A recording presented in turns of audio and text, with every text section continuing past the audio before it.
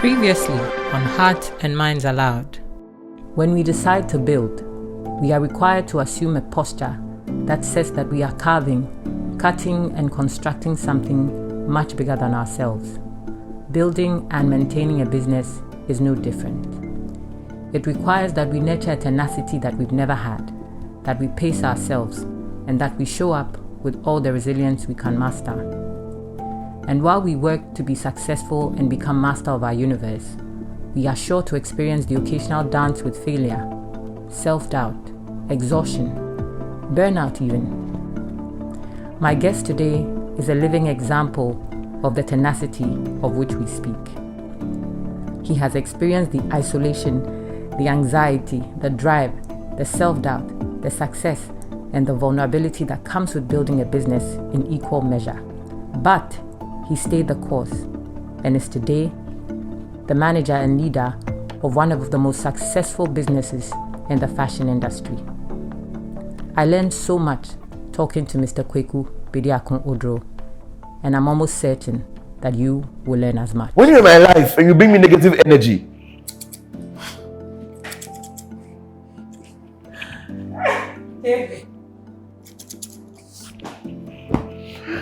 that's literally what it is. I can't stand negative energy. Period. And so,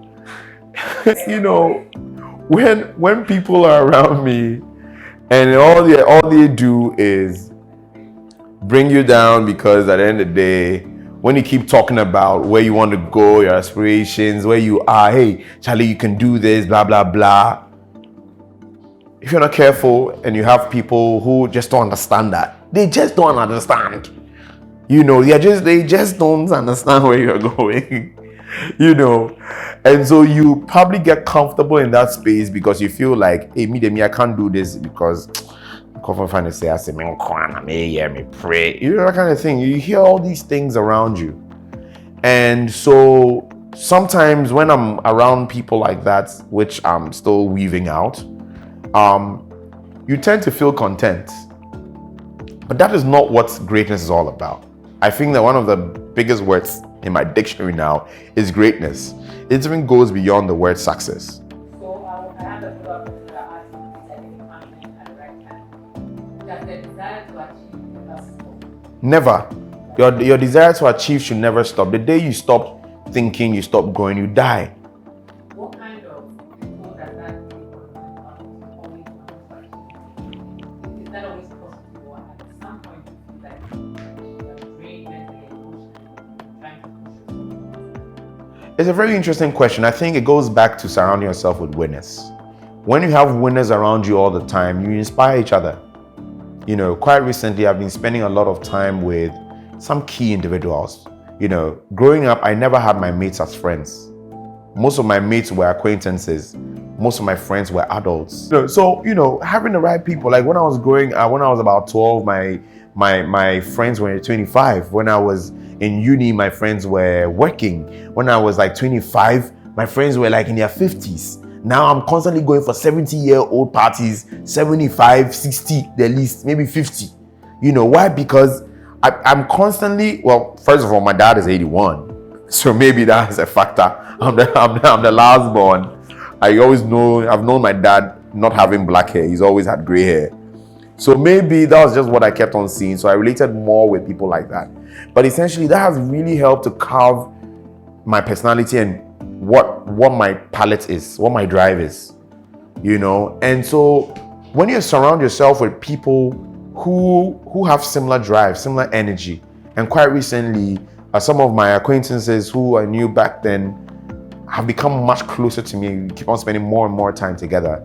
You realize that we keep rubbing off each other. Everybody's skilled in their industry.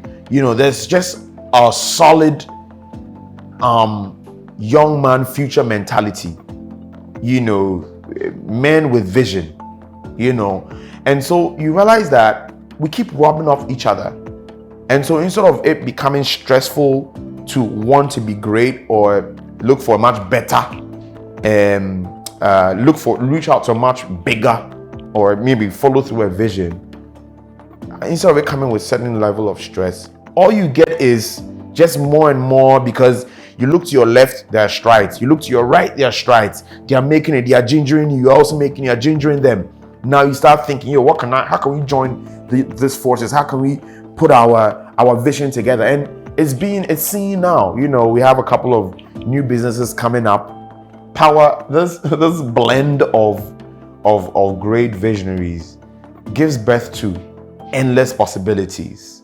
And so, this will be seen in a couple of new businesses coming up, new ideas coming up. And, for me, there's no dull moment, and, we'll just keep going. If you ask me, it doesn't put any toll when you have the right people around you.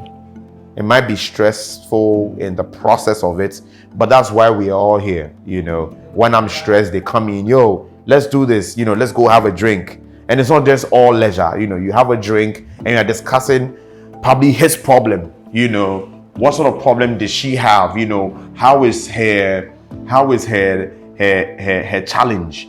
The fact that she or he is trying to think about doing certain stuff, she's getting hitches here. And I'm giving examples of, do you remember when I did this, when I did that, and I had that hitch? Well, this is how I treated it, and today it's a different conversation. So I feel like it boils back down to having the right energy around you that keeps you going, and using that, storing that energy is very, very important.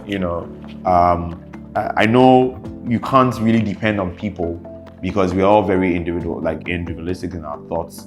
The person you know today might not be the person you know tomorrow, but it's always about storing that energy. Once the energy comes to you at that moment, you want to store it, so that times that you are down and the person probably is not available, or the people around you that keep hyping you are not available, you can always tap into that, and then move to the next level.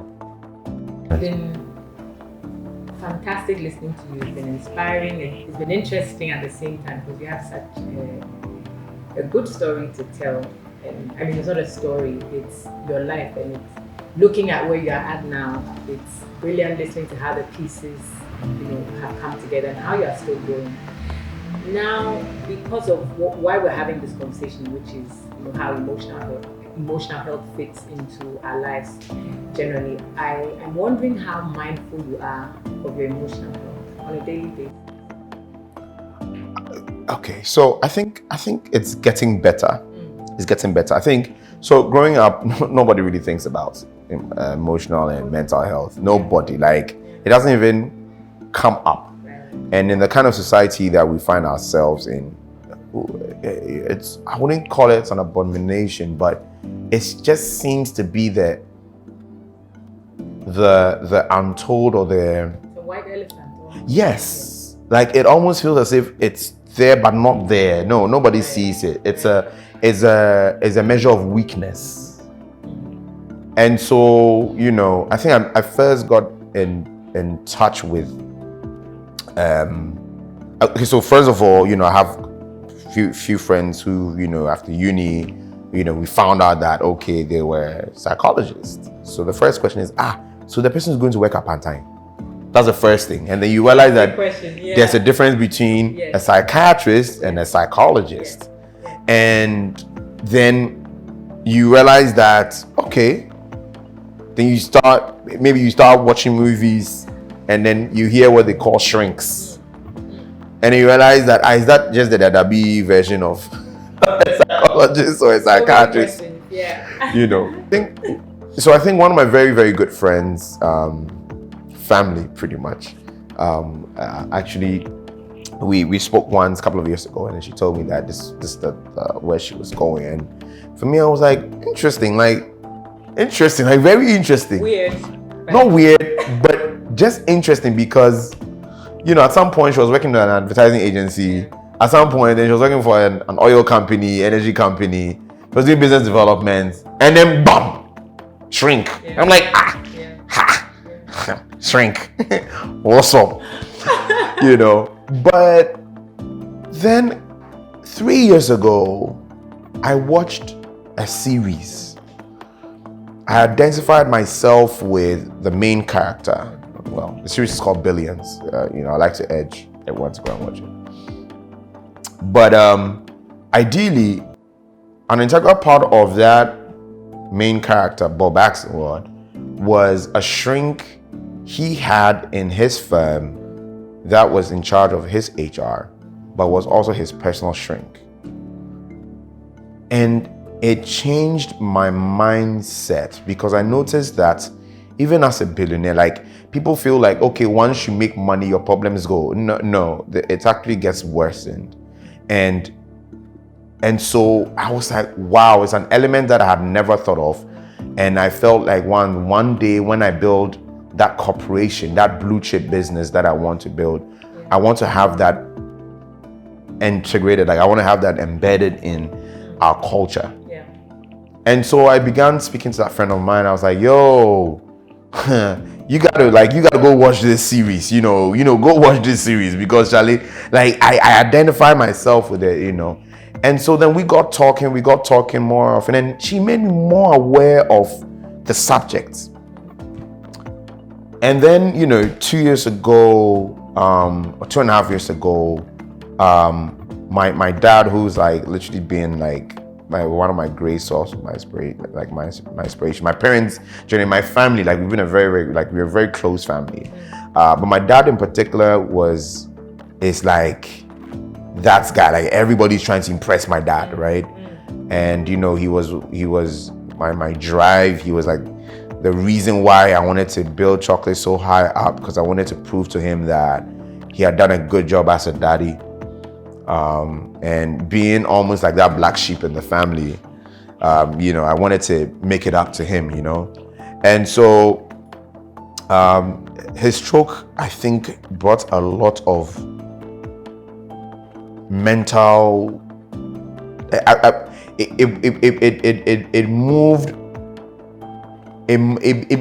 It moved my sense of being to another space. I was in a different space, but I didn't know I was in that space. Could you even define that space? I couldn't even define it. All I just knew was there was just too many things going on. I was way too absent-minded. I was just not the same. Things were getting to me more. Like I became extremely emotional. Like, and I wouldn't even see it. And my wife has been a great figure. Like, when I have any stress, any business stress, she, talk to her. She has a way of, getting around, etc. But when my dad had a stroke, it just became very different. At the same time, there were so many things happening in business at the same time. Like, so on a normal day, if we were to have an issue in the office, I'll probably be okay, or maybe just deal with it. Hey, let's deal with it. Let's move on. But then I realized that because I had in my subconscious a bigger issue with my dad, it just aggravated everything. And so, again, I was just, okay, fair enough, yeah, whatever, But it was till the beginning of this year that I really pushed the conversation about having a personal shrink, someone who I can talk to, who is well skilled, trained in the mental space, in my emotion, like basically like someone you can talk to and will give you a structured ear and give you a structured solution to what you're going through. And I won't lie to you, it's been an amazing time, because I've rediscovered myself. It almost feels as if I'm back to starting chocolate. It's made me more passionate about other businesses, getting to other businesses. It's given me a different perspective to my vision. It's just changed me generally. And it's just been different. So listening to what you've told me, I gather, and correct me if I'm wrong, that at any point in your life, if you felt like you had to speak to someone, first of all, you would recognize that you had to speak to someone. Totally, you have to. And then you would take the next step to actually seek someone and speak to them. You see, that be right? Healthcare is healthcare. Yes. I feel like a greater part of healthcare is not taking medicine, Yeah. but it's actually doing checkups. Yes. We are in such such a medication crazy. Thank you. And so mental health, you don't go seeking mental health or emotional health or all the manner of health when there's a problem. Indeed. I feel like it's just as we want to take care of our teeth before it starts getting broken or, getting caca. Guys, you know what caca is? Google it. Or maybe checking your ear, having your ear checked, having your kidney checked. These are basic things we need to do. Like, I want to do health checkups. Currently, I do twice in a year minimum. Twice in a year minimum. I don't want to wait till when I'm 50. That's when I'm having my lipids checked. No. We are starting now. So that if there's any little underlying factors, we check it now. So that when we are 50, it's the kind of thing we've been checking already. And so, same thing with mental health. We just need to be able to talk to someone. Like my sessions now, it's just conversations. Hey, how's your day? Great. How was your week? How was last week? Oh, this is what happened. Any challenges? Oh, yeah. Blah, blah. They met this. This client was trying to be difficult. We tried this out. Blah, blah, blah. Leave it out to HR. Leave it out. Certain things go a long way to shape and make sure that I just have a clean slate to begin my week. And it's not because I have a problem, but it's just because I realize that healthcare goes beyond just we've seen it to just be physical. Could be emotional, could be mental, etc. So we need to be able to be self-aware in today's world that the challenges are just hitting us from left, right, center. And so having a skilled person or a skilled shrink, especially when you run your own business. I mean, I could speak about running my own business, but when you run your own business, the challenges are far greater than what you can ever imagine. And this, I'm not talking about current challenges, but even future challenges. And sometimes adding the mental conversation, the emotional conversation, goes a long way in shaping how your general healthcare or how your general healthcare will be. Yeah. So, I mean, with this experience, or the fact that you're being mindful, what would you say your most important coping tool is today? What helps you cope generally with things that would otherwise take a toll on your emotions? What helps you cope? I think one of the integral things I've learned about, engaging a shrink or, has been the word mindful. You keep on using the mindful because, I feel like a lot of us are not mindful. Like, mindful literally means that being self-aware. Listen, my mom we used to talk about it all the time. Well, she told us, be where you are. Be where you are. And it's so... Occasionally I go off, but I enjoy the being where I am because I'm able to get a lot of points across. Also, I've come to learn more about me. I've come to learn more about... So I think there's just a general behavior in town where everybody feels like it is okay to be not aspirational. It's okay to be by heart. Yeah, let's do it anyhow. No, not with me. And yet, people used to call me that, hey, Kwaku, he's long, he's this, and back then it will have a toll on you. You feel like you're a very difficult person to work with or to be with. No, it goes back down to principles. Once I bend on, so for example, we had scenarios where you deal with maybe some corporate entities, you're dealing with an individual. And because a lot of the conversations is held verbally, you think, oh, this person's not a friend, it's fine. And then when there's a little hitch in the process, an email is sent, friendship goes out the window. And it goes out the window, and it becomes like, oh, you are not a serious person. No. Meanwhile, if I wasn't smart in the process to turn all our conversations into emails and send it, you would have been on the We would have thought, Chief, it's not the case. We asked for so and so measurements. It's not been done. This is the email trail. So I wouldn't agree that we've not done the work. The ones we've received, we are done with everything. There was a conversation about we giving rebates or discounts, and so the agreement was that if we give out discounts, then fittings should be done on our premise, not on your premise.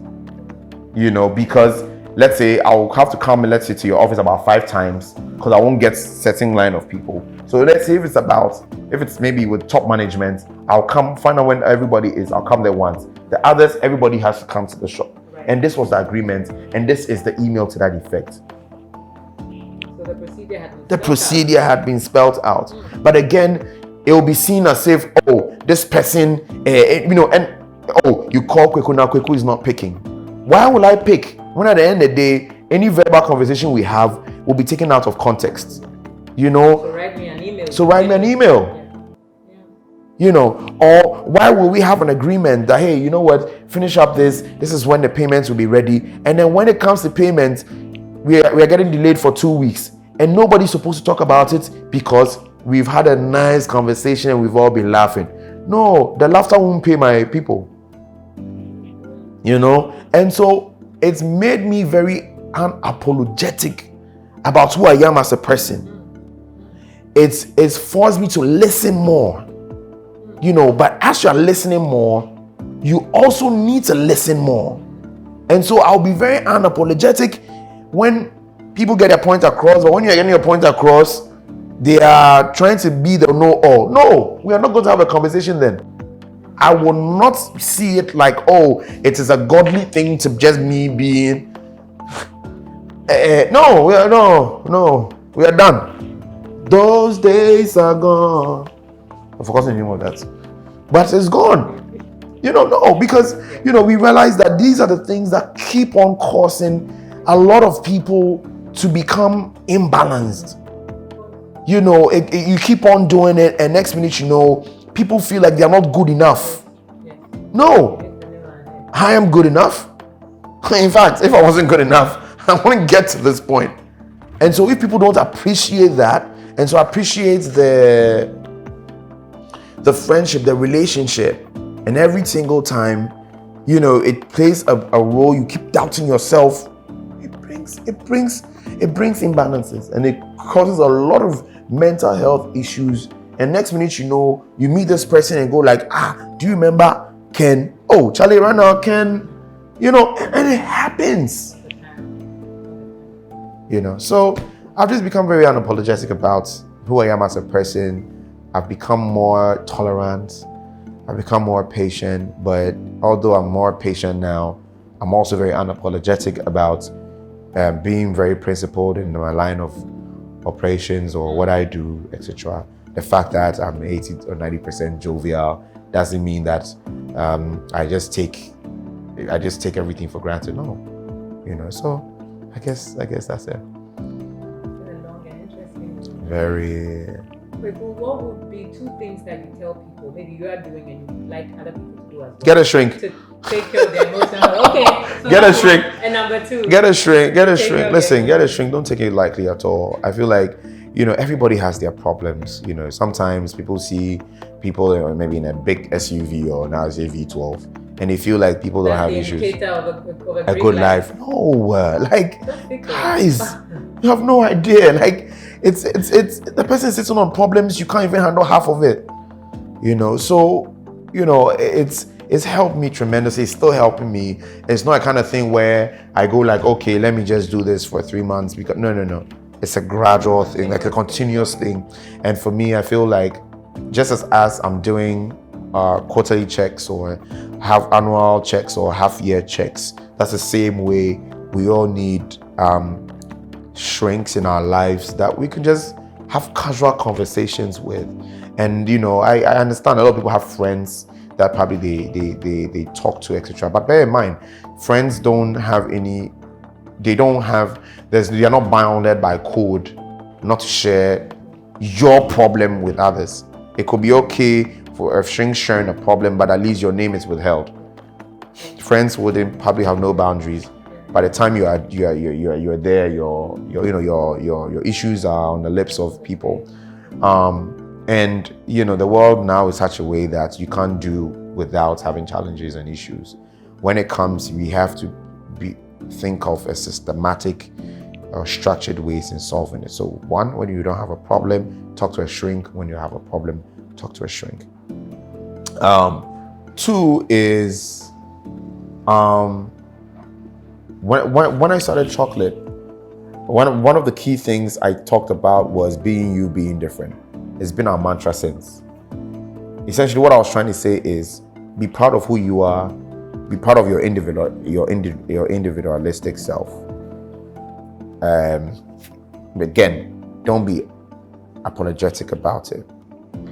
We should all make sure that who we are as a people, we've gotten this far because of who we are as an individual.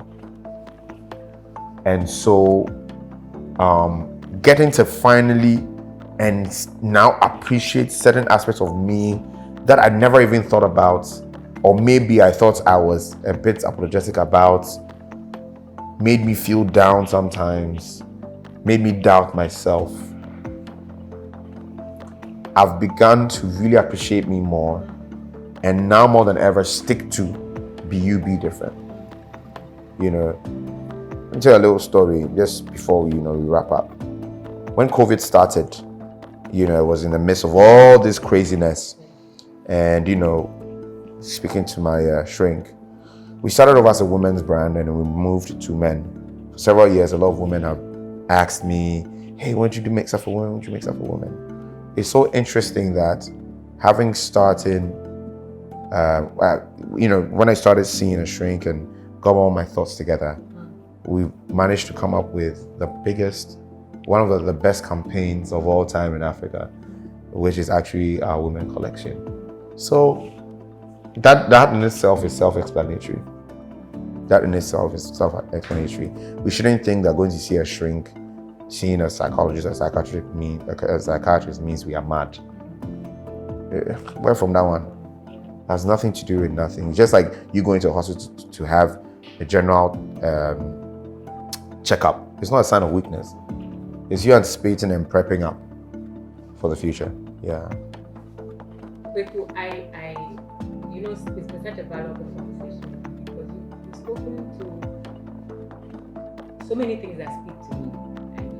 Off the top of my head, I would mention awareness, which is everything. That's a big part of it. Because I always say that if you're operating from a place of awareness, things are really different, and decisions that you take are very meaningful. Okay, also learning about your journey of entrepreneurship, the fact that you've always been resilient, but you've learned that about yourself. And also the fact that self-doubt will come. It's not a bad thing, but it's possible to work through it. And above all, I think the thing that spoke to me the most was the fact that you stand your ground, regardless of whatever happens. It's been, like I said, it's been valuable talking to you. It's been insightful for me, and I'm sure for our beautiful listeners too. Thank you so much for making the time. And to you, ladies and gentlemen, I hope that you stick around for the next episode.